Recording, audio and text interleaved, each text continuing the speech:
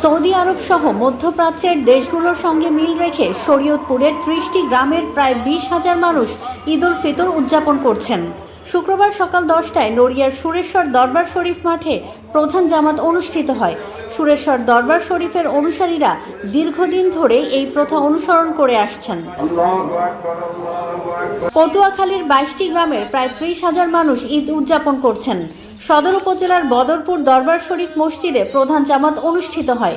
জেলার বিভিন্ন উপজেলায় একাধিক জামাত অনুষ্ঠিত হয় এবং উৎসব মুখর পরিবেশ বিরাজ করে।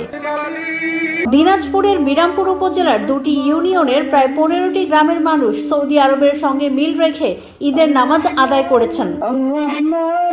মাদারীপুর সদর উপজেলার পাঁচখোলা ইউনিয়নের তাল্লুক গ্রামে ধর্মীয় ভাবগাম্ভীর্যের মধ্য দিয়ে ঈদ উদযাপন করা হচ্ছে। চর কালিকাপুর সরকারি প্রাথমিক বিদ্যালয় মাঠে প্রধান জামাত অনুষ্ঠিত হয়। ঝিনাইদহের হরিণাকুণ্ড উপজেলার কয়েকটি গ্রামের মুসল্লিরা সৌদি আরবের সঙ্গে মিল রেখে ঈদের নামাজ আদায় করেছেন। উপজেলা শহরের ফুটবল মাঠ এলাকায় জামাত অনুষ্ঠিত হয়। ঝালকাঠির রাজাপুর উপজেলার ডহর শঙ্কর এলাকায় দারুস সুন্নাহ ঈদগাহ মাঠে ঈদের জামাত অনুষ্ঠিত হয়। এতে নারী পুরুষ মিলিয়ে শতাধিক মুসল্লি অংশগ্রহণ করেন। মুন্সিগঞ্জ সদর উপজেলার আধারা, মোল্লাকান্দি ও শিলই সহ ৫টি গ্রামে প্রায় ৪ শতাধিক মুসল্লি ঈদের নামাজ আদায় করেন। নামাজ শেষে তারা শুভেচ্ছা বিনিময় করেন। ঢাকার ধামরাইয়ের শরীফবাগ এলাকায় প্রায় ৫০ জন মুসল্লি সৌদি আরবের সঙ্গে মিল রেখে ঈদের নামাজ আদায় করেছেন।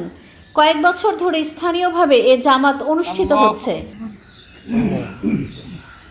চাঁদপুরের অর্ধশতাধিক গ্রামে আগাম ঈদ উদযাপন করা হচ্ছে। হাজীগঞ্জের সাদরা দরবার শরীফে প্রধান জামাত অনুষ্ঠিত হয়।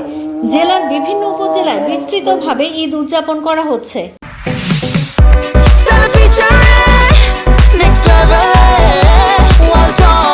Side by side fridge